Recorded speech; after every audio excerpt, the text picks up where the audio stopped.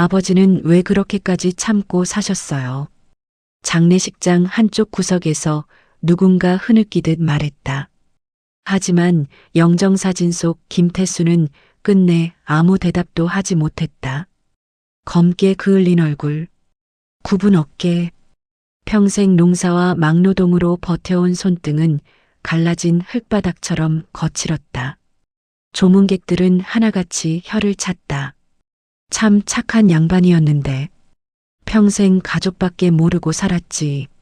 그런데 말년에 너무 외로웠어. 그 말을 듣던 큰아들 민호는 고개를 푹 숙였다. 그리고 아무 말도 하지 못했다. 왜냐하면 아버지를 가장 외롭게 만든 사람이 바로 자신이라는 걸 누구보다 잘 알고 있었기 때문이다.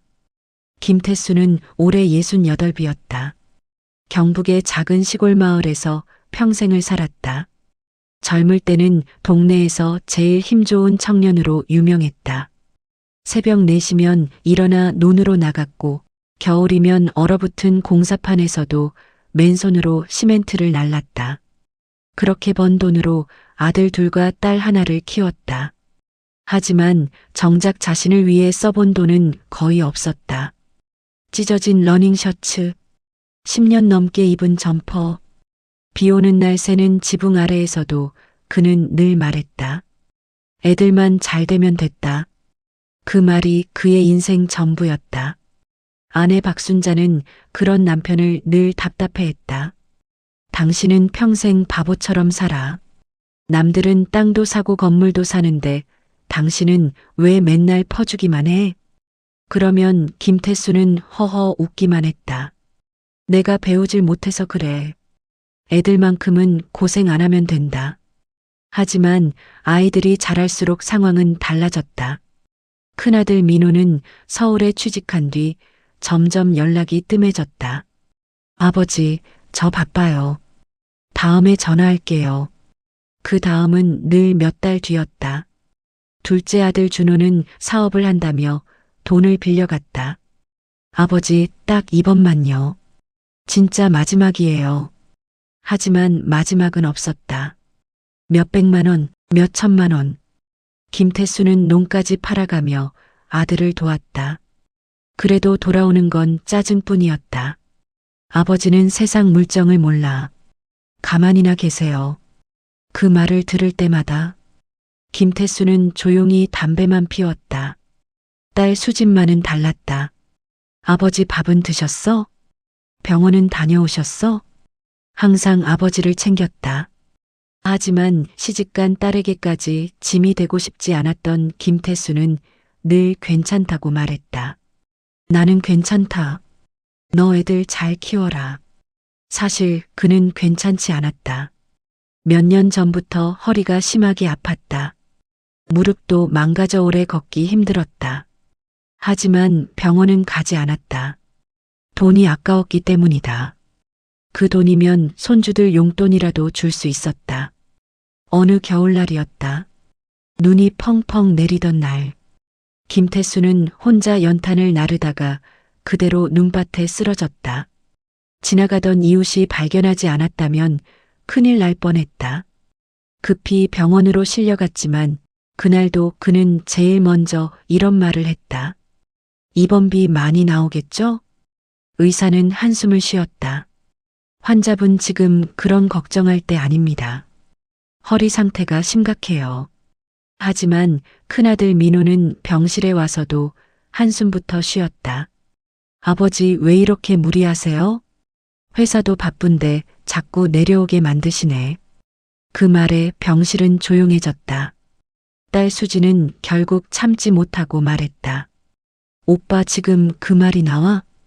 아버지가 일부러 쓰러지셨어? 민호는 얼굴을 굳혔다. 내가 틀린 말했어? 나도 먹고 살기 힘들어. 그날 밤 김태수는 아무 말 없이 창밖만 바라봤다. 창문 너머로 하얀 눈이 끝없이 내리고 있었다. 그리고 아주 작게 중얼거렸다. 내가 짐이 된 건가? 퇴원 후에도 그는 다시 일을 나갔다. 사람들은 말렸다. 이제 좀 쉬어. 몸 망가진다. 하지만 김태수는 웃었다. 가만히 있으면 더 빨리 죽어. 그 말은 농담 같았지만 어쩌면 진심이었다. 집에 있어도 아무도 그를 반기지 않았기 때문이다. 아내는 잔소리를 했고 아들들은 연락이 없었다. 식탁에 혼자 앉아 찬밥을 물에 말아먹는 날이 많았다. TV 소리만 가득한 집. 그 속에서 김태수는 점점 말이 없어졌다. 그러던 어느 날이었다.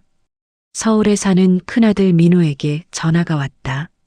아버지, 저 이번에 집 좀 사려고 하는데. 그 말을 듣는 순간 김태수는 이미 다 알고 있었다. 돈 이야기라는 걸. 얼마 필요하냐. 잠시 침묵이 흘렀다. 조금만 도와주세요. 전세금이 부족해서. 김태수는 천장을 올려다봤다. 그리고 천천히 입을 열었다. 내가 이제 남은 게 없다. 그러자 민호 목소리가 차갑게 변했다. 아버지 평생 뭐 하신 거예요? 남들 부모는 집도 해주는데. 그 순간이었다. 김태수 손에서 전화기가 툭 떨어졌다. 심장이 쿵 내려앉는 것 같았다. 평생을 다 바쳤는데 자식들은 그것조차 모른 채 그를 원망하고 있었다. 그날 밤 김태수는 낡은 장롱을 열었다. 그리고 오래된 통장을 꺼냈다. 그 안에는 아무도 몰랐던 비밀이 숨겨져 있었다. 통장을 바라보던 그의 눈이 천천히 흔들렸다. 이건 끝까지 숨기려고 했는데. 바로 그때였다. 문 밖에서 아내 박순자의 목소리가 들렸다. 당신 아직 안 자? 뭘 그렇게 보고 있어? 김태수는 황급히 통장을 감췄다. 그리고 조용히 말했다. 아무것도 아니야. 하지만 그날 이후 그는 무언가를 결심한 사람처럼 달라지기 시작했다. 계속됩니다. 다음 날 새벽이었다. 김태수는 평소보다 훨씬 일찍 눈을 떴다. 아직 해도 뜨지 않은 시간. 집안은 싸늘했고 벽식의 초침 소리만 조용히 울렸다. 그는 한참 동안 천장을 바라보다 천천히 몸을 일으켰다. 허리를 펴는 순간 찌릿한 통증이 등을 타고 올라왔다. 윽! 하지만 그는 소리조차 내지 않았다.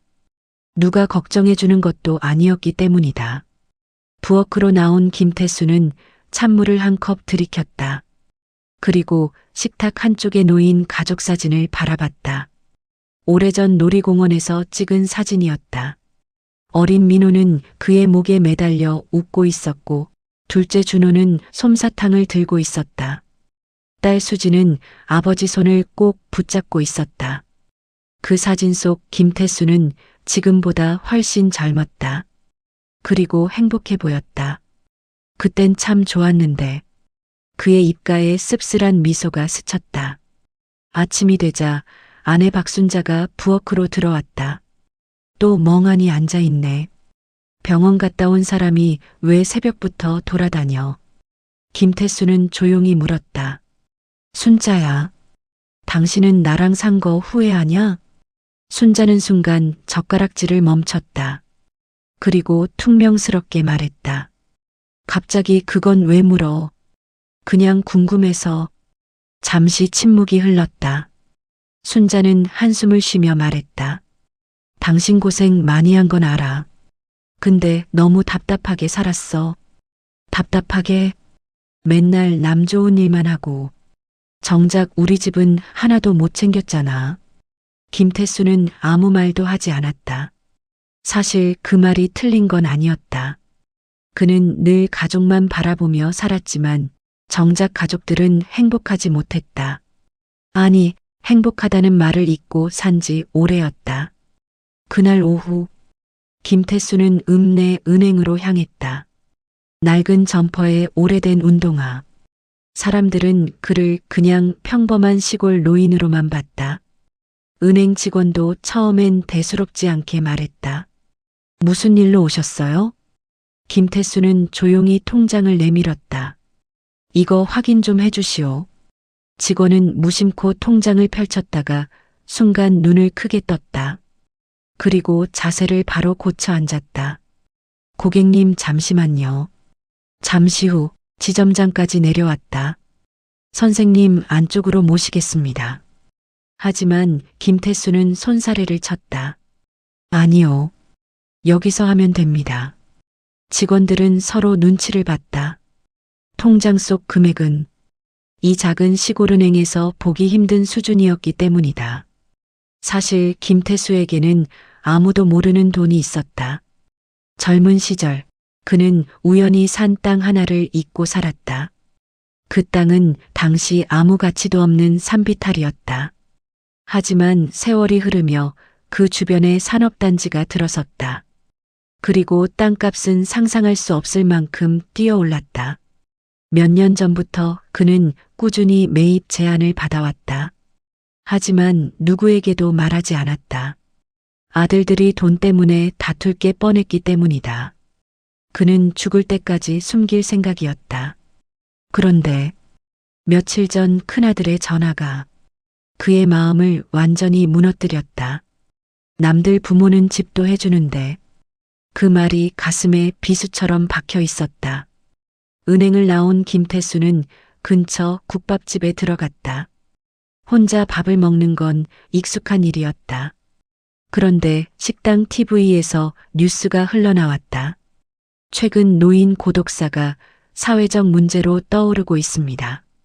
김태수는 숟가락을 멈췄다. 화면 속 인터뷰에선 한 노인이 울먹이며 말했다. 자식 키워봐야 소용없더라고요. 순간 김태수 눈빛이 흔들렸다.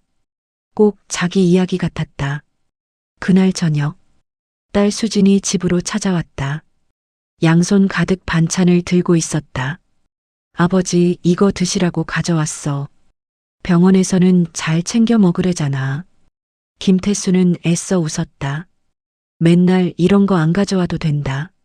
내가 하고 싶어서 그래. 수지는 냉장고를 열다가 깜짝 놀랐다. 안에는 김치와 찬밥밖에 없었다. 아버지 설마 이것만 드셨어? 나는 원래 많이 안 먹는다. 그 말에 수진 눈가가 붉어졌다. 오빠들은 뭐한대? 전화라도 자주 해? 김태수는 얼른 말을 돌렸다. 애들도 다 먹고 살기 바쁘지. 하지만 수지는 알고 있었다. 아버지가 자식들 흉을 절대 보지 않는다는 걸. 오히려 더 마음이 아팠다. 그날 밤 수지는 설거지를 하다가 우연히 장롱문이 열린 걸 봤다. 그리고 안쪽에 숨겨진 서류 봉투 하나를 발견했다. 이게 뭐지? 무심코 펼친 순간 그녀 얼굴이 굳어졌다. 이게 말도 안 돼. 땅 문서였다. 그것도 엄청난 가치의 땅. 수진 손이 떨리기 시작했다. 아버지가 이런 걸 왜? 바로 그때였다. 뒤에서 김태수 목소리가 들렸다. 그거 보면 안 된다. 수지는 화들짝 놀라 뒤돌아봤다. 김태수 얼굴은 평소와 달랐다. 슬프고 지쳐 보였다. 아버지 이게 대체 뭐야? 왜 아무한테도 말 안 했어? 김태수는 한참 동안 말이 없었다. 그리고 아주 천천히 입을 열었다. 사람 마음이 돈 앞에서 어떻게 변하는지 나는 너무 많이 봤다. 수지는 눈물을 삼켰다. 그래도 가족인데. 그러자 김태수는 씁쓸하게 웃었다. 가족이라서 더 무섭다. 그날 늦은 밤 서울에 있던 큰아들 민호에게 전화 한 통이 걸려왔다. 발신이는 시골 후배였다.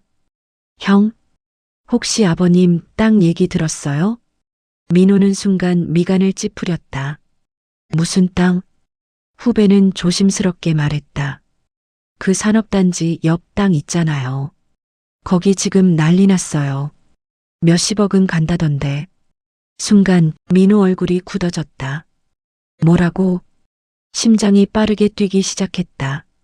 그리고 그의 머릿속엔 단 하나의 생각만 떠올랐다. 아버지가 그런 돈이 있었다고? 계속됩니다. 서울 강남의 작은 아파트.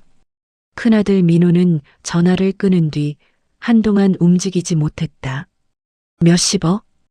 그 숫자가 머릿속을 계속 맴돌았다. 손끝이 떨렸다. 평생 돈에 쫓기며 살았다. 대기업에 들어가면 인생이 달라질 줄 알았다. 하지만 현실은 달랐다. 대출, 전세금, 아이들 학원비, 끝없이 올라가는 물가. 겉으로는 번듯해 보여도 통장 잔고는 늘 바닥이었다. 그런데 시골에서 평생 가난하게만 살던 아버지가 몇십억짜리 땅을 가지고 있었다니 믿기지 않았다. 민호는 급히 아내 지연에게 말했다. 여보, 우리 아버지 땅이 엄청나다는데? 지연은 휴대폰을 보다가 고개를 들었다. 갑자기 무슨 소리야? 산업단지 들어온 땅 있잖아. 그게 몇십억 간대. 순간 지연 눈빛이 달라졌다. 진짜? 나도 방금 들었어. 잠시 침묵이 흘렀다. 그리고 지연은 조심스럽게 말했다. 그럼 당신도 상속받는 거 아니야? 그 말을 듣는 순간 민호 가슴이 묘하게 뛰기 시작했다. 상속? 그 단어가 이상하게 달콤하게 느껴졌다. 하지만 동시에 불편한 기억도 떠올랐다. 병실에서 했던 말. 회사도 바쁜데 자꾸 내려오게 만드시네. 그리고 며칠 전 전화. 남들 부모는 집도 해주는데. 그때 아버지 목소리는 유난히 작았다. 민호는 괜히 물을 벌컥 들이켰다. 왠지 모르게 가슴이 답답했다. 한편 둘째 아들 준호도 같은 소식을 들었다. 준호는 허름한 사무실 소파에 누워 있다가 벌떡 일어났다. 형 진짜야? 아버지한테 그런 돈이 있었다고? 민호는 낮게 말했다. 나도 자세히는 몰라. 준호는 욕설부터 내뱉었다. 아니 그럼 그동안 왜 우리한테 말 안 했대?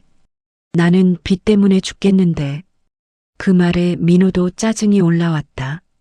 아, 아버지 돈이지 내 돈이냐? 가족이면 도와줄 수도 있는 거 아냐? 형제 사이 공기가 순식간에 싸늘해졌다. 그리고 두 사람 모두 같은 생각을 하고 있었다. 혹시 다른 형제보다 내가 덜 받는 건 아닐까? 그 시각 시골집 마루에 앉아있던 김태수는 조용히 밤하늘을 올려다보고 있었다. 멀리서 개 짖는 소리가 들렸다. 딸 수지는 아버지 옆에 앉아 조심스럽게 말했다. 오빠들한테 말할 거야? 김태수는 한참 대답이 없었다. 그리고 담배를 길게 빨았다. 모르겠다. 아버지, 돈이라는 게 참 무섭더라. 그는 허탈하게 웃었다. 없는 집은 돈 때문에 싸우고 있는 집도 돈 때문에 망하더라. 수지는 아무 말도 못했다. 사실 그녀도 흔들리고 있었다. 몇십억이라는 돈. 평범한 사람 인생을 바꿀 수 있는 금액이었다. 다음 날 아침, 민호는 결국 시골로 내려왔다. 비싼 정장에 고급 외투까지 입고 왔지만 얼굴엔 피곤함이 가득했다. 집 앞에 도착한 그는 잠시 망설였다. 그리고 천천히 문을 열었다. 아버지. 김태수는 TV를 보다가 고개를 들었다. 왔냐? 예전 같으면 반갑게 웃었을 아버지였다. 하지만 오늘은 달랐다. 표정이 너무 담담했다. 오히려 그게 민호를 더 불안하게 만들었다. 민호는 억지 웃음을 지었다. 몸은 좀 괜찮으세요? 살만하다. 짧은 대답. 어색한 공기가 흘렀다. 그러다 민호가 조심스럽게 본론을 꺼냈다. 아버지, 땅 이야기 들었어요. 순간 방안 공기가 무겁게 가라앉았다. 김태수는 리모컨으로 TV를 껐다. 그리고 천천히 민호를 바라봤다. 그 눈빛에 민호는 괜히 시선을 피했다. 누가 말하디? 그냥 동네에서요. 김태수는 피식 웃었다. 소문은 참 빠르네. 민호는 침을 삼켰다. 왜 우리한테 말 안 하셨어요? 잠시 침묵. 그리고 김태수는 아주 조용히 말했다. 말하면 달라질까봐. 뭐가요? 너희들. 그 한마디에 민호 얼굴이 굳었다. 마치 속마음을 들킨 기분이었다. 그때였다. 밖에서 차 소리가 들리더니 둘째 준호까지 들이닥쳤다. 아버지. 준호는 숨도 안 쉬고 들어왔다. 그리고 형을 보자마자 얼굴을 굳혔다. 형 벌써 왔네? 민호도 차갑게 말했다. 너도 왔잖아. 두 형제 사이에 묘한 긴장감이 흘렀다. 김태수는 그 모습을 가만히 바라봤다. 그리고 아주 천천히 한숨을 내쉬었다. 그 한숨에는 말로 다할 수 없는 허무함이 담겨 있었다. 준호는 곧장 물었다. 아버지, 그 땅 진짜예요? 얼마나 되는 건데요? 수진이 화를 냈다. 너 지금 그게 먼저야? 하지만 준호는 멈추지 않았다. 아니, 궁금하잖아. 우리도 가족인데 알아야지. 김태수는 아무 말 없이 자리에서 일어났다. 그리고 방으로 들어갔다. 잠시 후 낡은 서류 봉투 하나를 들고 나왔다. 자식들의 시선이 동시에 그 봉투로 향했다. 그 순간이었다. 김태수 눈빛이 완전히 달라졌다. 평생 순하고 말없던 노인의 눈이 아니었다. 단단하고 차가운 눈빛. 그는 자식들을 천천히 둘러보며 말했다. 내가 오늘 다 정리하려고 한다. 순간 모두 숨을 삼켰다. 그리고 이어진 그의 한마디에 집안 공기가 얼어붙었다. 너희들 중 단 한 사람에게만 줄 거다. 계속됩니다. 단 한 사람에게만 줄 거다. 그 말이 떨어지는 순간 집안 공기가 얼어붙었다. 민호는 눈을 크게 떴고 준호는 믿을 수 없다는 표정으로 아버지를 바라봤다. 아버지, 지금 그게 무슨 말이에요? 준호 목소리가 높아졌다. 형제끼리 똑같이 나눠야 하는 거 아니에요? 김태수는 담담하게 말했다. 내 돈이다. 내가 정한다. 짧은 말이었지만 그 안엔 단호함이 담겨 있었다. 평생 자식들에게 한 번도 큰 소리 내지 않던 아버지였다. 그런데 지금은 달랐다. 민호는 애써 침착한 척 입을 열었다. 아버지, 갑자기 왜 그러세요? 갑자기? 김태수는 허탈하게 웃었다. 나는 평생 너희 생각만 하고 살았다. 근데 너희는 나를 어떻게 생각했냐? 아무도 대답하지 못했다. 김태수는 천천히 말을 이어갔다. 내가 쓰러졌을 때 너희가 제일 먼저 한 말이 뭔 줄 아냐? 민호 얼굴이 굳었다. 준호도 시선을 피했다. 귀찮다. 바쁘다. 왜 자꾸 사람 힘들게 하냐? 그 말들이 김태수 가슴에 깊게 박혀 있었다. 그날 알았다. 나는 너희한테 아버지가 아니라 짐이구나. 수진 눈가가 붉어졌다. 아버지. 하지만 김태수는 손을 들어 딸을 조용히 막았다. 그래서 생각했다. 내가 죽기 전에 꼭 보고 싶은 게 뭘까? 그는 자식들을 천천히 바라봤다. 돈 앞에서도 사람이 남는지 아니면 돈만 남는지. 준호가 짜증 섞인 목소리로 말했다.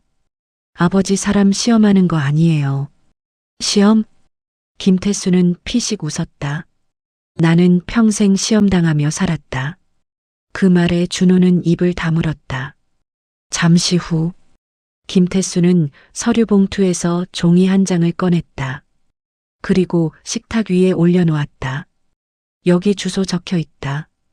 내일 오전까지 먼저 찾아가는 사람한테 다 넘긴다.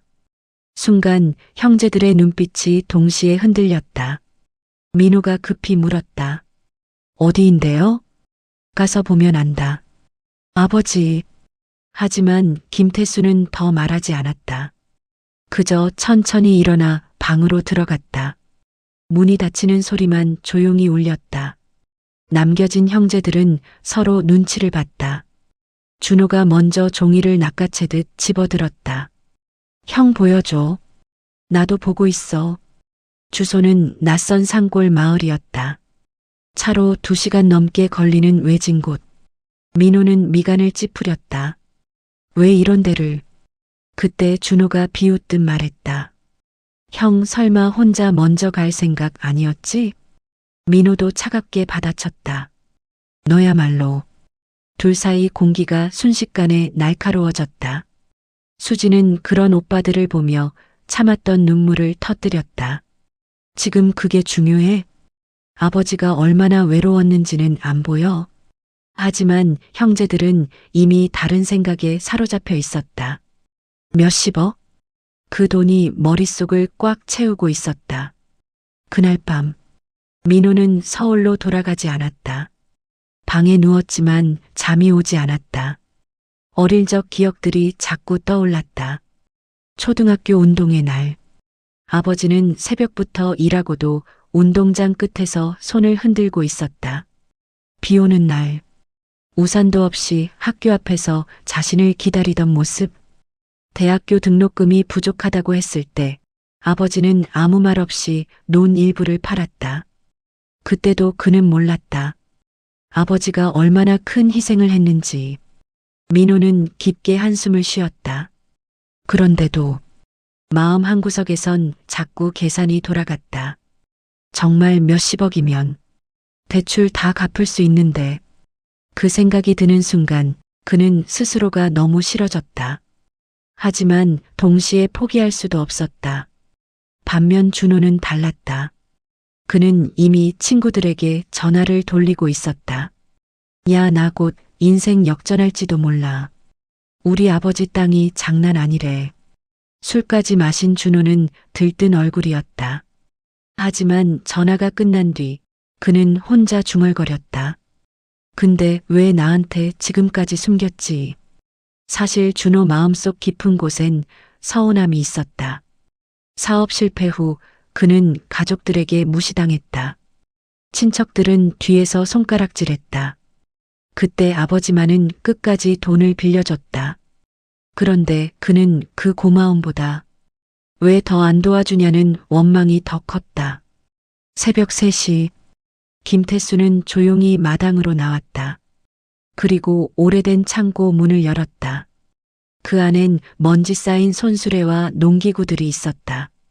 그는 낡은 의자에 천천히 앉았다. 그리고 혼잣말처럼 중얼거렸다. 내가 너무 잘못 키운 건가? 그 순간이었다. 뒤에서 작은 목소리가 들렸다. 아니야. 수진이었다. 딸은 어느새 눈물을 흘리고 있었다. 아버지는 최선을 다했어. 오빠들이 모르는 거야. 김태수는 딸을 바라보다 힘없이 웃었다. 수진아, 사람은 죽기 전에 딱 하나만 남는다. 뭔데? 어떻게 살았는지. 그는 잠시 하늘을 올려다봤다. 근데 나는 요즘 내 인생이 실패한 것 같더라. 수지는 결국 참지 못하고 아버지를 끌어안았다. 아버지, 그런 말 하지 마. 하지만 김태수 눈빛은 이상하게 흔들리고 있었다. 마치 이미 무언가를 결심한 사람처럼. 그리고 다음 날 아침, 형제는 동시에 집을 나섰다. 아버지가 준 주소를 향해. 하지만 그들이 도착한 곳에는 상상도 못한 사람이 기다리고 있었다. 계속됩니다. 형제는 거의 동시에 산골 마을 입구에 도착했다. 좁고 구불구불한 길.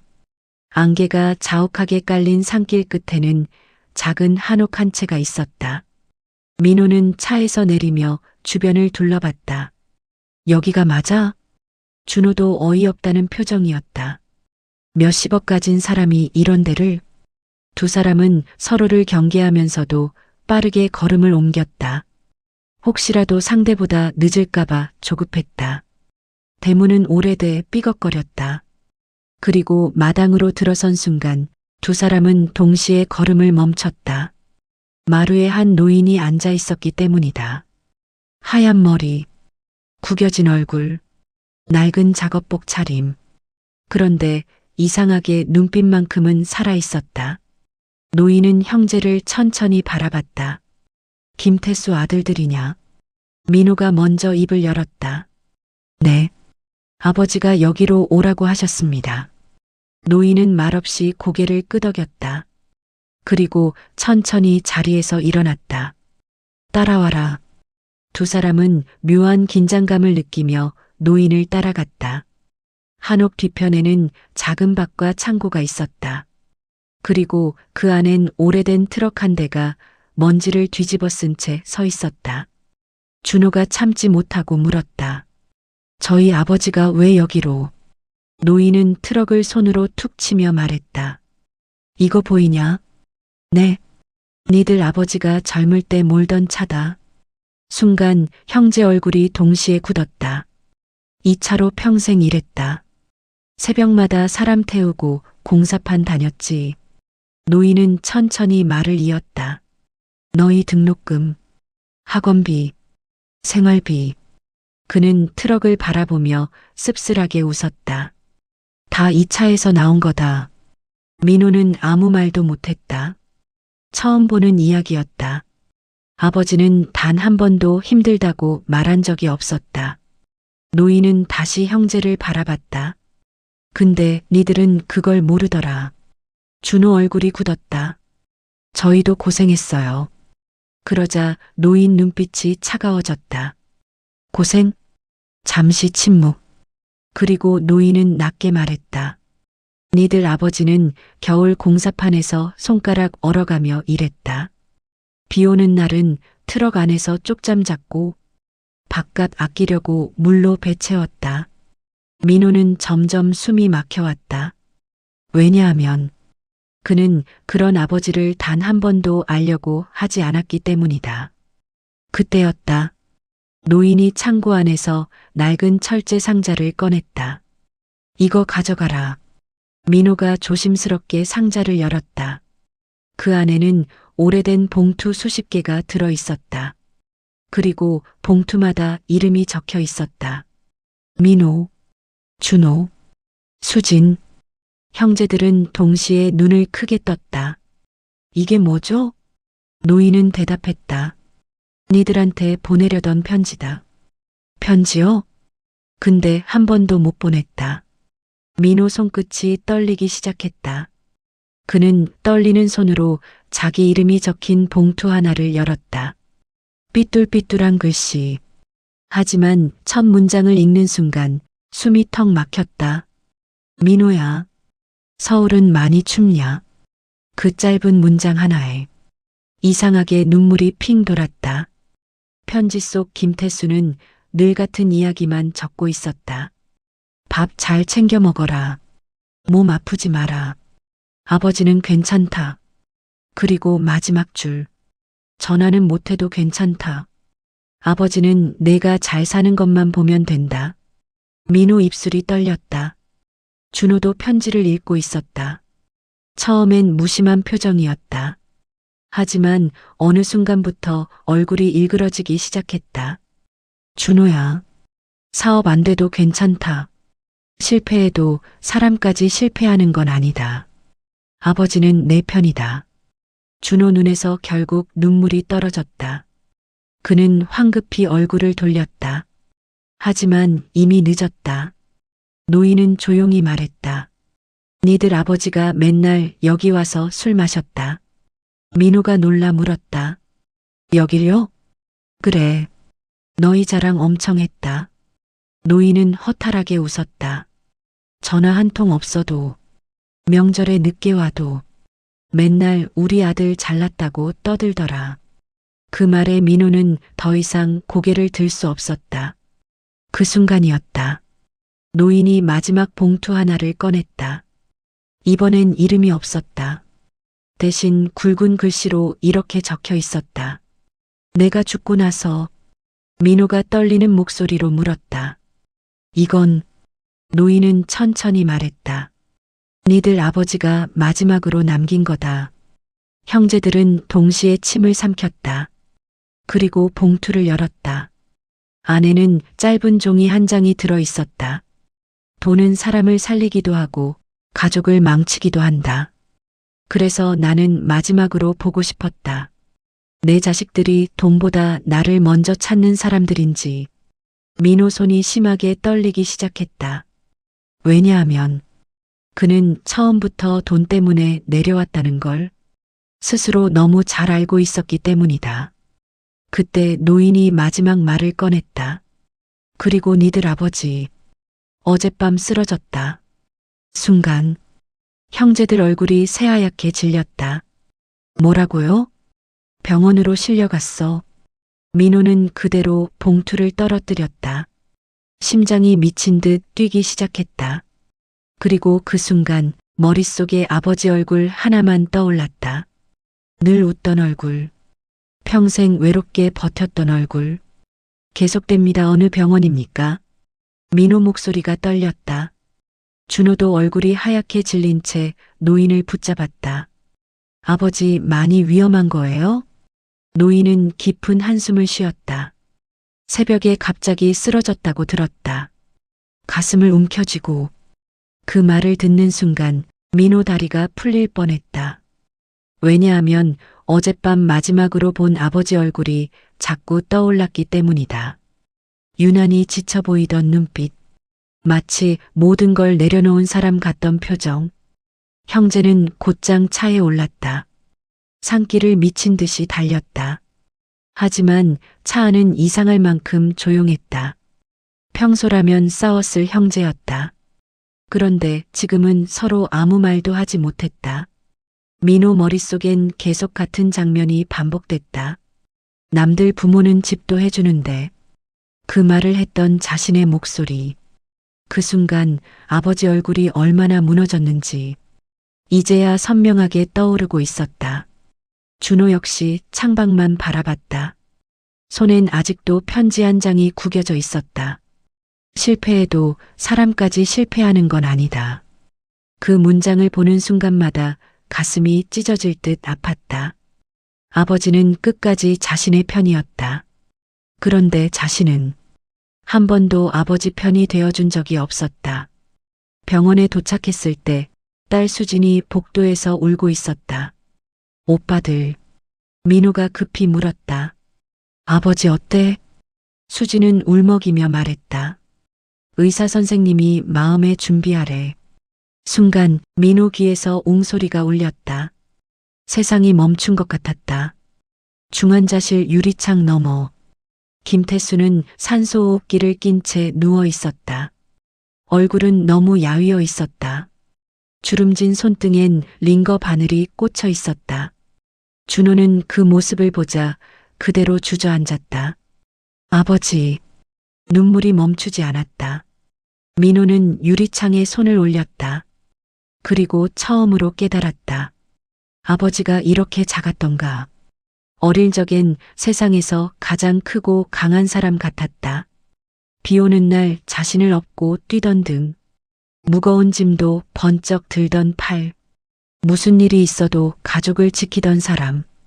그런데 지금은 숨 쉬는 것조차 힘겨워 보였다. 잠시 후 의사가 나왔다. 보호자분들, 형제는 동시에 일어섰다. 환자분 상태가 많이 안 좋습니다. 심장도 많이 약해졌고 스트레스가 오래 누적된 것 같습니다. 민호는 떨리는 목소리로 물었다. 살 수 있겠죠? 의사는 쉽게 대답하지 못했다. 그 침묵이 더 무서웠다. 그날 밤, 민호는 병원 복도 의자에 멍하니 앉아 있었다. 그리고 처음으로 자신 인생을 돌아봤다. 좋은 대학, 좋은 회사, 남들에게 인정받기 위해 죽도록 달려왔다. 하지만 정작 가장 중요한 사람은 한 번도 돌아보지 않았다. 아버지는 늘 그 자리에 있었기에 영원히 있을 줄 알았다. 새벽 2시쯤 간호사가 급히 뛰어나왔다. 보호자분, 환자분 잠깐 의식 돌아오셨어요. 형제는 동시에 병실로 달려갔다. 김태수는 힘겹게 눈을 뜨고 있었다. 흐릿한 눈동자가 자식들을 천천히 바라봤다. 민호는 울먹이며 손을 붙잡았다. 아버지, 저 왔어요. 김태수 입술이 아주 작게 움직였다. 왔냐? 그 한마디에 민호 눈물이 터졌다. 준호도 흐느끼며 말했다. 아버지 미안해요. 제가 잘못했어요. 수지는 이미 눈물이 범벅이었다. 그런데 김태수는 오히려 자식들을 보며 희미하게 웃었다. 그리고 힘겹게 말했다. 울지 마라. 민호는 더 크게 울었다. 아버지, 저 진짜 나쁜 아들이었어요. 하지만 김태수는 천천히 고개를 저었다. 아니다. 그는 숨을 가쁘게 몰아쉬며 말을 이었다. 나는 너희 잘 되는 거 보면 됐다. 그 순간 세 남매는 동시에 무너졌다. 끝까지 자식 걱정뿐인 아버지였다. 잠시 후 김태수는 떨리는 손으로 무언가를 찾았다. 수진이 얼른 손을 잡았다. 아버지 뭐 찾으세요? 김태수는 아주 힘겹게 중얼거렸다. 통장. 민호가 급히 말했다. 그런 거 지금 중요하지 않아요. 하지만 김태수는 끝까지 손을 움직였다. 그리고 침대 옆 서랍에서 작은 열쇠 하나를 꺼냈다. 이거. 수진이 눈물을 닦으며 받았다. 뭔데요? 김태수는 희미한 목소리로 말했다. 창고. 빨간 상자. 그 말을 끝으로 다시 눈을 감아버렸다. 심장 모니터 소리만 규칙적으로 울렸다. 세 남매는 서로를 바라봤다. 그리고 동시에 같은 생각을 했다. 아버지가 마지막으로 남긴 게 뭘까? 하지만 그 누구도 이후 밝혀질 진실을 상상하지 못했다. 왜냐하면 빨간 상자 안에는 그들의 인생을 완전히 뒤흔들 비밀이 들어 있었기 때문이다. 계속됩니다. 다음 날 아침. 세 남매는 거의 뜬 눈으로 밤을 지새웠다. 중환자실 안에 김태수는 아직 의식을 되찾지 못하고 있었다. 희미하게 울리는 심장 모니터 소리만이 그가 아직 살아있다는 걸 알려주고 있었다. 민호는 병실 유리창 앞에 서서 멍하니 아버지를 바라봤다. 그리고 문득 깨달았다. 아버지 얼굴을 이렇게 오래 바라본 게 대체 얼마만인지. 수진이 조용히 말했다. 아버지가 말한 창고 다녀와야 하지 않을까? 준호도 고개를 들었다. 빨간 상자. 하지만 이상하게도 이제는 돈 때문만은 아니었다. 세 사람 모두 두려웠다. 혹시 아버지가 혼자 얼마나 힘들었는지 그걸 또 마주하게 될까봐. 오후가 되자 세 남매는 다시 시골집으로 향했다. 집은 이상할 만큼 조용했다.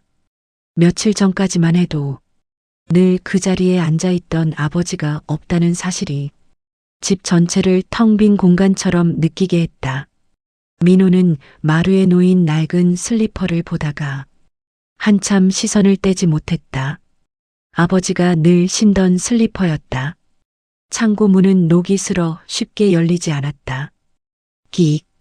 무거운 소리와 함께 먼지가 흩날렸다. 안에는 오래된 농기구들과 박스들이 어지럽게 쌓여 있었다. 그리고 가장 안쪽, 낡은 담요 아래 빨간 철제 상자가 보였다. 준호가 침을 삼켰다. 저건가. 민호가 천천히 다가갔다. 손끝이 이상하게 떨렸다. 상자는 자물쇠로 잠겨 있었다. 수진이 병원에서 받은 열쇠를 꺼냈다. 찰칵. 잠금이 열리는 소리가 유난히 크게 들렸다. 그리고 상자를 여는 순간 세 남매는 동시에 숨을 멈췄다. 안에는 돈도 땅 문서도 아니었다. 수십 권의 공책과 오래된 사진들이 빼곡히 들어 있었다.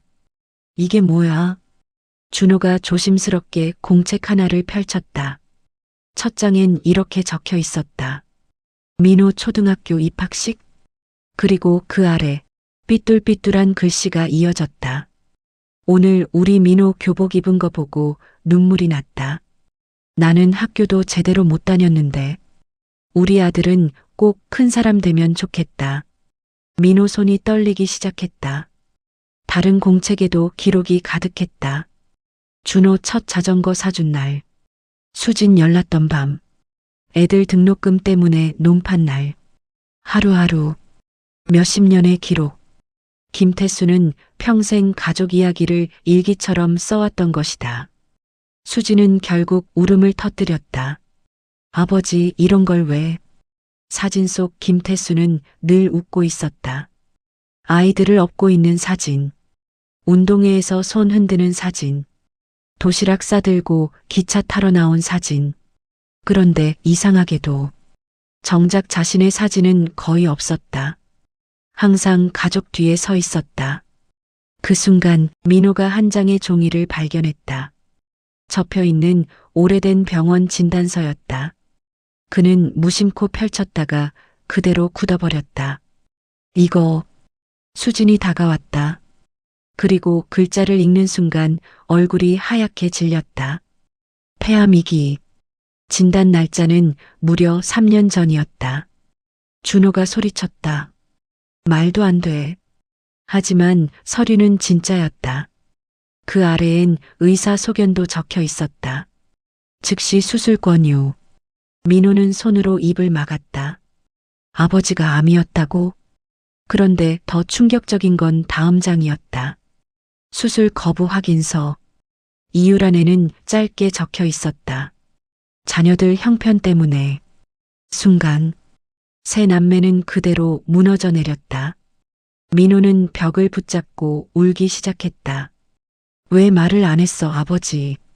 왜 혼자 버텼어? 수지는 흐느끼며 말했다. 우리 걱정할까봐. 준호는 주먹으로 바닥을 쳤다. 나는 그것도 모르고 돈 얘기만 했어. 그는 미친 사람처럼 머리를 쥐어뜯었다. 나는 진짜 인간도 아니다. 그때였다. 상자 맨 아래에서 작은 녹음기 하나가 발견됐다. 오래된 카세트 녹음기였다.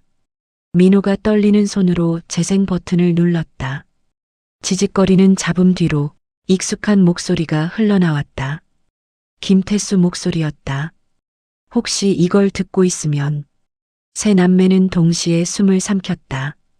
아버지는 아마 많이 늙어 있을 거다. 목소리는 담담했지만 이상하게 가슴을 찢어 놓았다. 내가 아픈 걸 말 안 한 건 미안하다. 근데 너희 사는 것도 힘든데. 짐 되기 싫었다. 민호는 결국 무릎을 꿇고 오열했다. 녹음은 계속됐다. 사실 아버지는 안다. 너희가 나 싫어한 거 아니다. 다들 먹고 살기 힘들어서 그런 거다. 그 말을 듣는 순간 준호가 울부짖었다. 아니야, 아버지. 우리가 잘못한 거야. 하지만 녹음 속 김태수는 끝까지 자식들을 감쌌다. 부모는 원래 그런 거다. 자식 원망 못한다. 대신 잠시 녹음이 끊기는 소리가 났다. 그리고 이어진 마지막 한마디. 나 죽거든 서로 미워하지 말고 살아라. 그 순간 창고 안은 울음소리로 가득 찼다. 그리고 바로 그때였다. 민호 휴대폰이 거칠게 울리기 시작했다. 병원에서 온 전화였다. 민호는 떨리는 손으로 전화를 받았다. 그리고 다음 순간 그의 얼굴이 새하얗게 질렸다. 계속됩니다, 네. 지금 뭐라고 하셨어요? 민호 목소리가 갈라졌다. 전화기 너머 간호사의 다급한 목소리가 들렸다. 보호자분 빨리 오셔야 합니다. 환자분 상태가 급격히 나빠졌어요. 순간 민호 손에서 휴대폰이 미끄러질 뻔했다. 수진이 놀라 붙잡았다. 오빠 왜 그래? 아버지 무슨 일인데? 민호는 입술을 떨며 겨우 말했다. 위험하대. 그 한마디에 창고 안 공기가 무너져 내렸다. 세 남매는 미친 듯이 병원으로 달렸다. 차 안엔 울음 섞인 숨소리만 가득했다. 준호는 연신 중얼거렸다. 안 돼. 제발 안 돼. 수지는 손을 모은 채 기도했다. 아버지 한 번만 더 눈 떠줘. 민호는 핸들을 잡은 손이 새하얗게 질릴 정도로 힘을 주고 있었다. 가슴이 터질 듯 아팠다. 왜 이제야 알았을까? 아버지가 얼마나 외롭게 버텼는지. 병원에 도착했을 때 중환자실 앞은 긴박했다. 의사와 간호사들이 빠르게 오갔다. 보호자분, 의사가 급히 다가왔다. 지금 환자분이 위독합니다. 마지막으로 들어가 보시는 게 좋겠습니다. 마지막. 그 단어가 비수처럼 꽂혔다. 세 남매는 떨리는 다리로 병실 안으로 들어갔다. 김태수는 산소호흡기와 여러 기계들 사이에 누워 있었다. 숨소리는 점점 약해지고 있었다. 민호는 아버지 손을 붙잡았다. 너무 차가웠다. 아버지, 저 왔어요. 그 순간 김태수 눈꺼풀이 아주 천천히 떨렸다. 그리고 희미하게 눈을 떴다. 흐릿한 시선이 자식들을 향했다. 수지는 참지 못하고 오열했다. 아버지 가지 마. 나 아직 할 말 많단 말이야. 준호도 울먹이며 말했다. 아버지 나 이제 정신 차릴게요. 진짜 잘할게요. 민호는 눈물을 닦지도 못한 채 말했다. 아버지, 죄송해요. 진짜 죄송해요.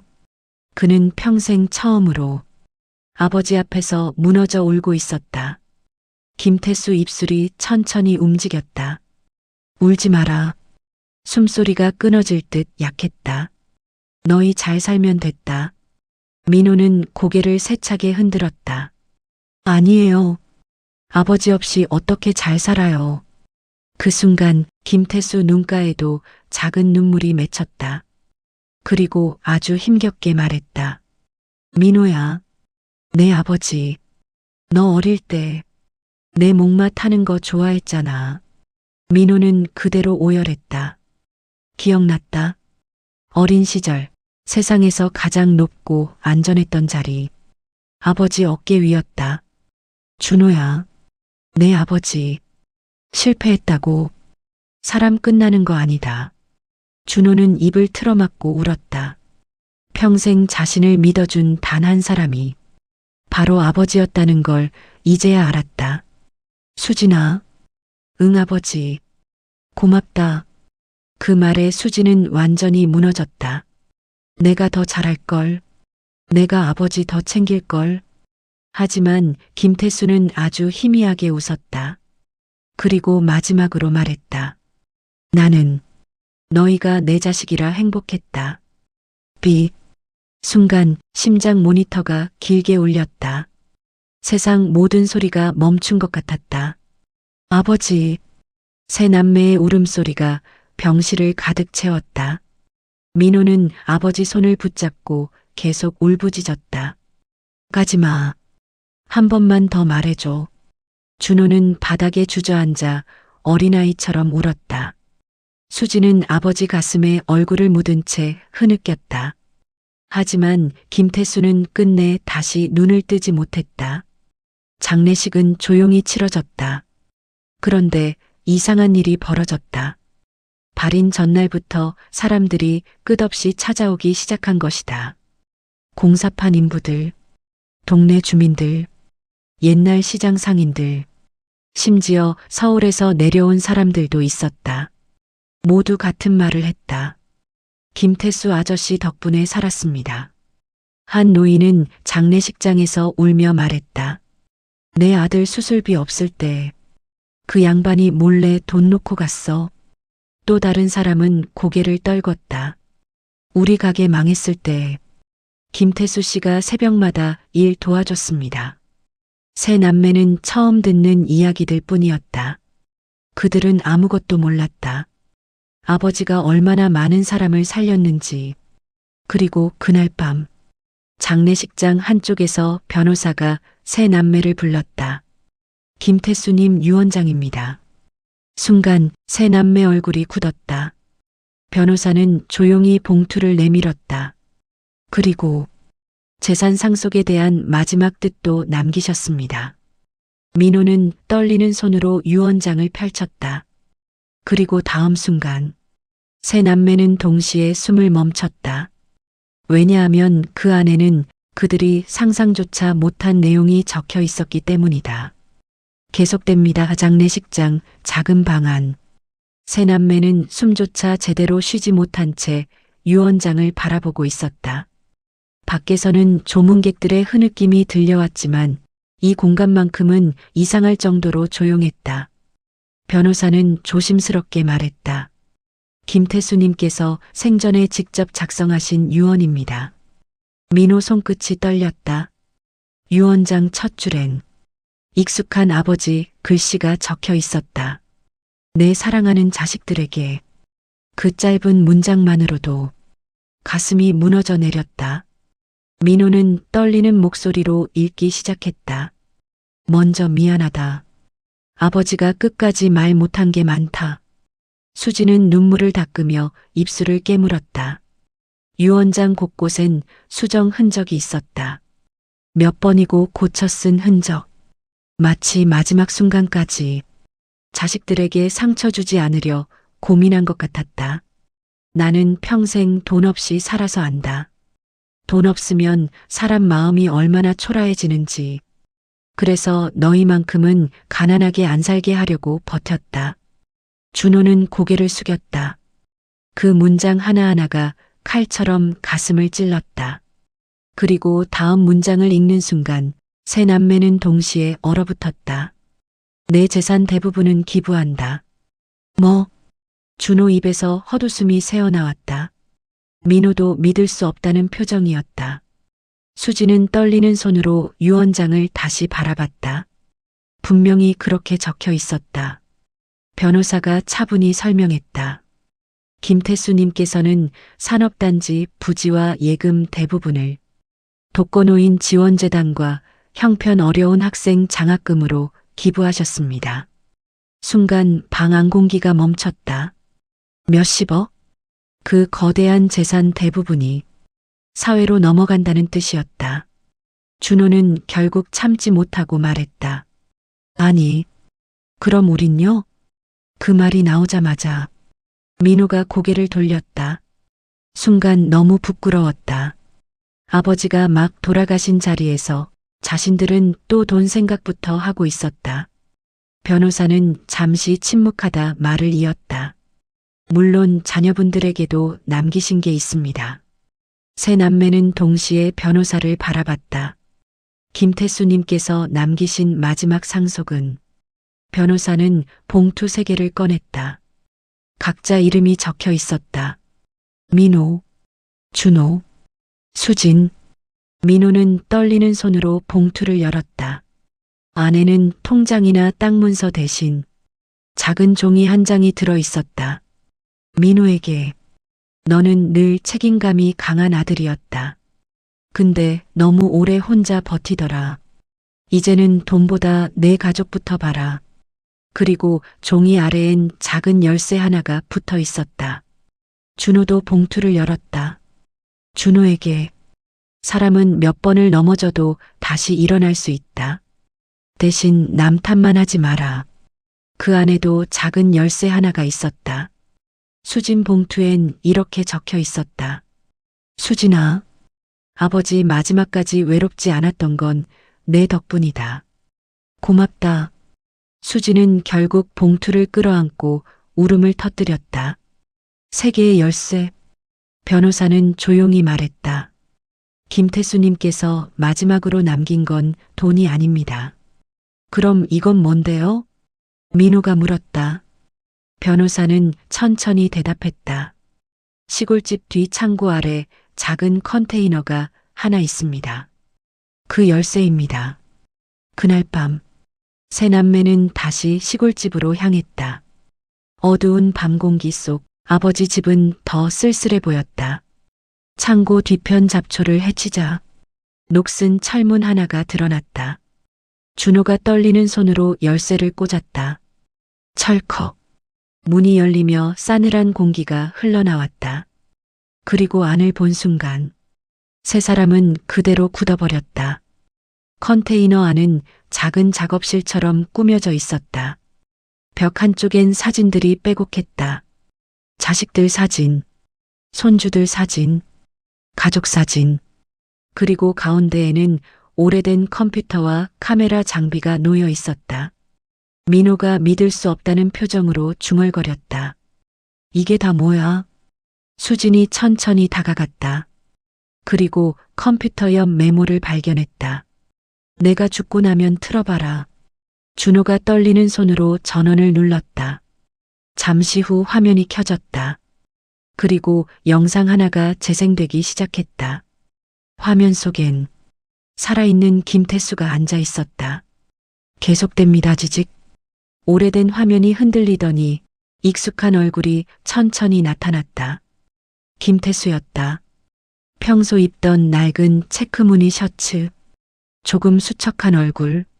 하지만 화면 속 그는 이상하게 편안해 보였다. 그리고 천천히 웃었다. 이거 보고 있으면 나는 아마 없겠지. 그 순간 세 남매 눈가가 동시에 붉어졌다. 영상 속 김태수는 어색한 듯 카메라를 한번 만졌다. 수진이가 이런 것도 배워보라고 해서 늙은이가 별걸 다 한다. 작게 웃는 목소리. 너무 익숙한 목소리였다. 민호는 자신도 모르게 화면 앞으로 다가갔다. 마치 아버지를 다시 만난 것 같았다. 김태수는 잠시 침묵하다가 말을 이었다. 사실 이건 아버지가 죽기 전에 꼭 남기고 싶었던 거다. 그는 천천히 주변을 비췄다. 벽 가득 붙은 가족 사진들. 나는 평생 가족 사진 보는 재미로 살았다. 사진 하나를 조심히 쓰다듬는 손이 화면에 잡혔다. 너희 어릴 때는 참 시끄러웠는데 집이 늘 웃음소리로 꽉 찼어. 그 말에 수지는 결국 얼굴을 감싸고 울었다. 영상 속 김태수는 오래된 사진 하나를 꺼냈다. 민호 초등학교 운동회 사진이었다. 민호야, 너 이때 넘어져서 울었잖아. 화면 속 그는 웃고 있었지만 눈빛은 이미 그리움으로 가득했다. 근데 내가 목마 태워주니까 바로 웃더라. 민호는 그대로 무너져 주저앉았다. 그 기억이 너무 선명했다. 세상 무서울 게 없던 순간, 아버지 어깨 위에 있었던 어린 시절.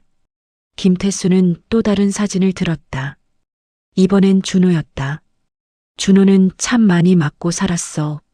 준호가 울면서 웃었다. 어릴 적 사고도 많고 싸움도 많았던 자신. 학교에서 문제 생길 때마다 아버지는 늘 제일 먼저 달려왔다. 근데 속은 제일 여렸다. 영상 속 김태수는 천천히 웃었다. 그래서 아버지가 제일 걱정됐다. 준호는 입을 틀어막고 오열했다. 마지막 사진은 수진이었다. 우리 딸은 참 따뜻한 애였어. 수진은 고개를 들지 못했다. 아버지 아플 때마다 몰래 반찬 해오고 용돈도 슬쩍 넣어두고. 김태수는 잠시 말을 멈췄다. 그리고 아주 조용히 말했다. 아버지는 다 알고 있었다. 그 말에 수지는 완전히 무너졌다. 잠시 후 김태수 표정이 조금 진지해졌다. 근데 아버지가 살면서 제일 후회하는 게 하나 있다. 세 남매는 숨을 죽였다.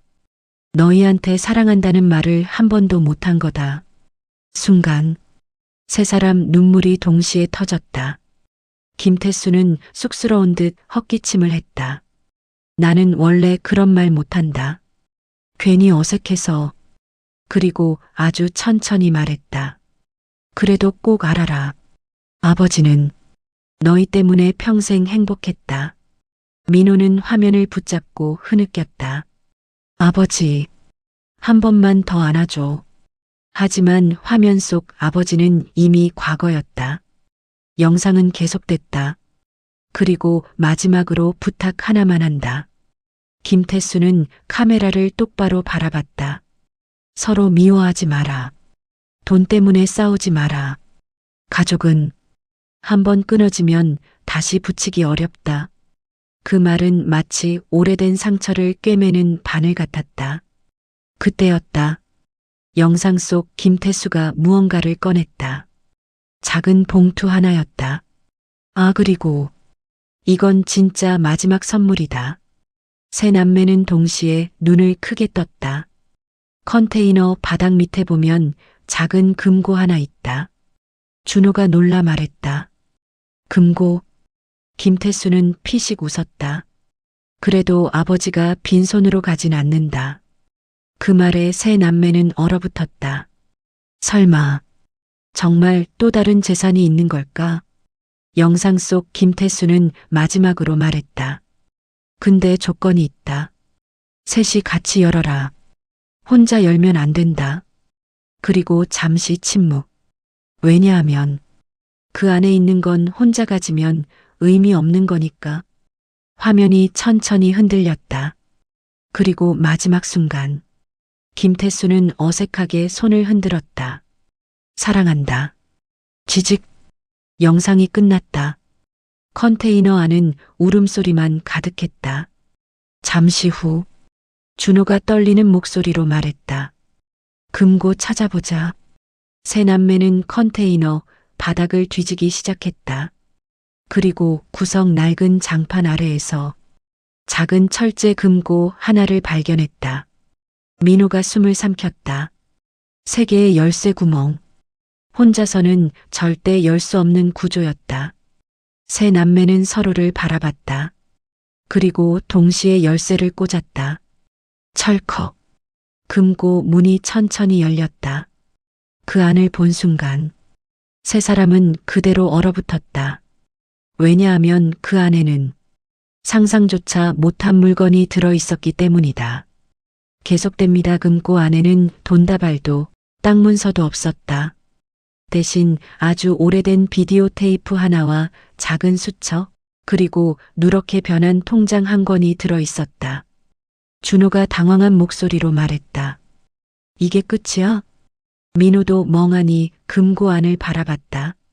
솔직히 아주 잠깐 어딘가에 거액의 현금이 숨겨져 있을 거라고 기대했다. 그 순간 스스로가 너무 부끄러워졌다. 아버지는 마지막 순간까지 돈보다 더 중요한 걸 남기고 있었는데 수진이 조심스럽게 수첩을 펼쳤다. 첫 장엔 짧은 문장이 적혀 있었다. 우리 가족 행복기금. 세 남매는 동시에 눈을 마주봤다. 그리고 다음 장을 넘기는 순간 모두 숨을 멈췄다. 수첩 안에는 날짜와 금액이 빼곡히 적혀 있었다. 민호 결혼 준비 3천만 원. 준호 사업 실패 후 생활비 2천만 원. 수진 출산 병원비 500만 원. 그리고 마지막 줄. 내 장례식 간소하게. 남는 돈은 손주들 학비. 민호 입술이 떨렸다. 아버지는 죽는 순간까지도 자식들과 손주들 걱정뿐이었다. 그때 준호가 통장을 펼쳤다. 잔액은 생각보다 크지 않았다. 하지만 거래 내역을 보는 순간 그는 그대로 얼어붙었다. 정기적으로 빠져나간 돈들, 독거노인 후원, 소년소녀가장 장학금, 병원비 지원, 10년 넘게 계속된 기록이었다. 준호는 믿을 수 없다는 듯 중얼거렸다. 아버지, 이런 걸 계속했다고? 민호도 충격받은 얼굴이었다. 평생 자신은 아버지가 가난하다고만 생각했다. 그런데 아버지는 가진 걸 숨기면서까지 누군가를 돕고 있었다. 수지는 눈물을 훔치며 비디오 테이프를 들었다. 이건 뭘까? 컨테이너 한쪽엔 오래된 비디오 플레이어도 있었다. 민호가 조심스럽게 연결했다. 잠시 후 화면이 깜빡이며 영상이 나오기 시작했다. 낡은 캠코더 영상. 화질은 흐렸지만 화면 속 풍경은 익숙했다. 옛날 시골집 마당이었다. 그리고 젊은 김태수가 보였다. 지금보다 훨씬 젊은 얼굴. 하지만 이미 햇볕에 검게 탄 손과 거친 표정은 그대로였다. 자 찍는다. 화면 속 김태수가 웃으며 말했다. 그리고 어린 민호가 뛰어들어왔다. 아버지 나 찍어줘. 준호도 뒤따라 넘어지며 웃고 있었다. 수지는 아직 아기였다. 영상 속 집은 가난했다. 벽지는 뜯어져 있었고 마당엔 오래된 연탄이 쌓여 있었다. 하지만 이상하게도 다들 웃고 있었다. 정말 행복하게. 민호는 화면을 바라보다 결국 무너졌다. 나 기억나. 전날 아버지가 치킨 사왔어. 그 시절 치킨은 1년에 몇 번 먹을까 말까 한 음식이었다. 그런데 영상 속 김태수는 자기는 먹지도 않고 아이들만 바라보며 웃고 있었다. 준호는 울면서 웃었다. 아버지 맨날 우리 먼저 먹였잖아. 영상 속 어린 준호가 말했다. 아버지는 왜 안 먹어? 그러자 젊은 김태수가 웃으며 대답했다. 아버지는 배 안 고프다. 하지만 지금 와서야 안다. 그건 거짓말이었다. 자식 먹이려고 참고 있었던 것이다. 영상은 계속됐다. 비 오는 날 김태수가 양동이로 새는 지붕물을 받는 모습, 겨울 새벽 트럭 시동이 안 걸려 혼자 밀던 모습, 그리고 밤늦게 몰래 다친 손에 약 바르는 모습까지. 그는 늘 혼자 아파했다. 아무에게도 티내지 않은 채. 수지는 화면을 붙잡고 흐느꼈다. 아버지 왜 말을 안 했어? 하지만 영상 속 김태수는 늘 웃고 있었다. 힘들어도 웃고, 아파도 웃고, 외로워도 웃고, 자식들 앞에서는 단 한 번도 무너지지 않았다. 그때였다. 영상 마지막 부분에서 김태수가 카메라 가까이 다가왔다. 그리고 아주 조용히 말했다. 혹시 나중에 이거 보게 되면. 세 남매는 숨을 삼켰다. 아버지처럼 살지는 마라. 순간 모두 얼어붙었다. 김태수는 씁쓸하게 웃었다. 나는 가족 사랑하는 방법을 잘 몰랐다. 맨날 참고, 혼자 버티고, 말도 안 하고. 그는 잠시 고개를 숙였다. 그러니까 너희는 사랑하면 표현하고 살아라. 민호 눈물이 멈추지 않았다. 아버지는 마지막 순간까지도 자신들의 인생을 걱정하고 있었다. 영상은 거의 끝나가고 있었다. 그런데 마지막 순간 김태수가 의미심장한 말을 남겼다. 그리고 사실 세 남매는 동시에 화면을 바라봤다. 내가 너희한테 끝까지 말 못한 게 하나 있다. 순간 화면이 잠깐 흔들렸다. 그리고 이어진 다음 말에 세 남매 얼굴이 동시에 굳어버렸다. 민호야, 너 내 친아들 아니다. 지직. 화면이 그대로 끊겨버렸다. 계속됩니다 뭐. 민호 입에서 떨리는 숨이 새어나왔다. 컨테이너 안 공기가 순식간에 얼어붙었다. 수지는 입을 틀어막았고 준호는 믿을 수 없다는 듯 화면을 바라봤다. 지금 뭐라고 한 거야? 하지만 영상은 이미 끝난 상태였다. 지직거리는 화면만 반복될 뿐 더 이상 아무 말도 나오지 않았다. 민호 얼굴이 새하얗게 질렸다. 심장이 거칠게 뛰기 시작했다. 내 친아들이 아니다. 그 한마디가 머릿속에서 계속 울렸다. 말도 안 돼. 그는 비틀거리며 뒤로 물러났다. 평생 자신이 믿어온 인생이 순간 무너져 내리는 기분이었다. 수진이 급히 다가왔다. 오빠 진정해. 분명 무슨 사정이 있었을 거야. 하지만 민호 귀엔 아무 말도 들리지 않았다. 어릴 적 기억들이 뒤죽박죽 떠올랐다. 친척들이 했던 이상한 말들. 민호는 아버지랑 하나도 안 닮았네. 그때마다 아버지는 웃으며 넘겼다. 잘생긴 건 엄마 닮았지. 그 말을 아무 의심 없이 믿었다. 준호도 혼란스러운 얼굴이었다. 설마 아버지가 왜 이제 와서. 민호는 떨리는 손으로 얼굴을 감쌌다. 분노, 충격, 슬픔, 모든 감정이 한꺼번에 몰려왔다. 왜 돌아가시기 전에 이런 말을 남겨. 그 목소리는 거의 울부짖음에 가까웠다. 그 순간이었다. 수진이 갑자기 화면 아래를 가리켰다. 잠깐, 이거 봐. 비디오 플레이어 아래 작은 메모 하나가 붙어 있었다. 테이프 끝까지 되감기. 준호가 급히 테이프를 다시 돌렸다. 그리고 마지막 부분을 천천히 재생했다. 잠시 후 끊어진 줄 알았던 영상이 다시 이어졌다. 화면 속 김태수가 헛기침을 했다. 아이고 이거 꺼진 줄 알았네. 세 남매는 동시에 숨을 멈췄다. 그리고 이어진 그의 말. 민호야 놀랐지. 순간 민호 눈물이 다시 터졌다. 아버지 목소리였다. 늘 자신을 부르던 그 다정한 목소리. 김태수는 조용히 말을 이어갔다. 근데 끝까지 들어라. 너는 내 친아들은 아니다. 민호는 입술을 깨물었다. 심장이 찢어질 듯 아팠다. 하지만 다음 순간. 근데 내 인생에서 제일 소중한 아들이다.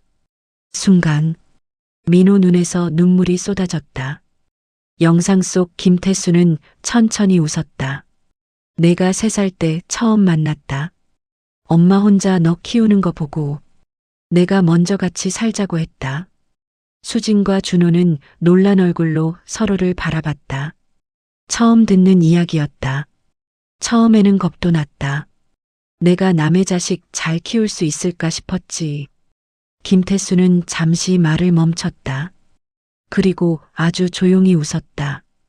근데 내가 처음으로 나보고 아버지라고 부른 날, 그는 눈가를 훔쳤다. 그날 진짜 세상을 다 가진 것 같더라. 민호는 결국 바닥에 주저앉아 오열했다. 영상 속 김태수는 계속 말했다. 민호야, 피 안 섞였다고 가족 아닌 거 아니다. 가족은 같이 울어주고 버텨주는 거다. 그 한마디에 민호는 완전히 무너졌다. 그는 갑자기 어린 시절이 떠올랐다. 비 오는 날 우산 들고 기다리던 사람. 학교 운동회에서 제일 크게 응원하던 사람. 대학 등록금 마련하려 논 팔던 사람. 자신이 아플 때 밤새 업고 병원 뛰던 사람. 그 모든 순간에 있던 건 친부가 아니라 김태수였다. 아버지였다. 진짜 아버지. 준호도 눈물을 훔쳤다. 형? 민호는 울면서 웃었다. 나 바보같지. 평생 아버지 사랑받으면서도 몰랐어. 영상 속 김태수는 마지막 말을 남기고 있었다. 그리고 너희 셋. 피가 섞였든 아니든 내 자식인 건 똑같다. 그는 아주 천천히 웃었다. 그러니까 끝까지 가족으로 살아라. 영상이 끝나자 컨테이너 안은 한동안 아무 말도 없었다. 세 남매는 서로를 바라봤다.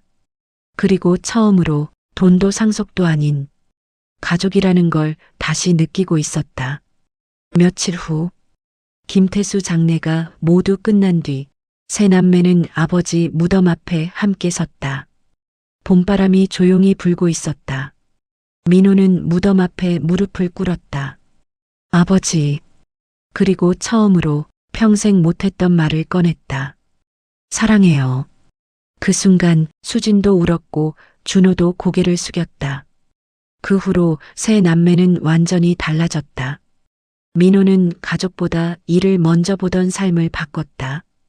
준호는 다시 작은 일부터 시작했다. 남 탓 대신 자신 인생을 책임지기로 했다. 수지는 아버지가 남긴 일기와 영상을 정리하기 시작했다. 그리고 어느 날 한 권의 책이 세상에 나왔다. 제목은 단 하나였다. 아버지라는 이름. 책 마지막 장엔 김태수가 남긴 문장이 적혀 있었다. 부모는 위대한 사람이 아니라 자식 앞에서 끝까지 버티는 사람이다. 그리고 그 문장을 읽은 수많은 사람들이 눈물을 흘렸다. 왜냐하면 누구에게나 가슴속에 잊고 살던 아버지가 있었기 때문이다. 여러분의 구독과 좋아요는 이런 가슴 따뜻한 이야기를 만드는데 큰 힘이 됩니다. 오늘 사연이 마음에 닿으셨다면 구독과 좋아요 그리고 따뜻한 댓글 하나 부탁드립니다. 부모님의 사랑은 늘 당연한 게 아니었습니다. 오늘 한 번쯤 부모님께 전화해 보시는 건 어떨까요? 다음에도 더 깊은 감동의 이야기로 찾아오겠습니다. 시청해 주셔서 진심으로 감사합니다.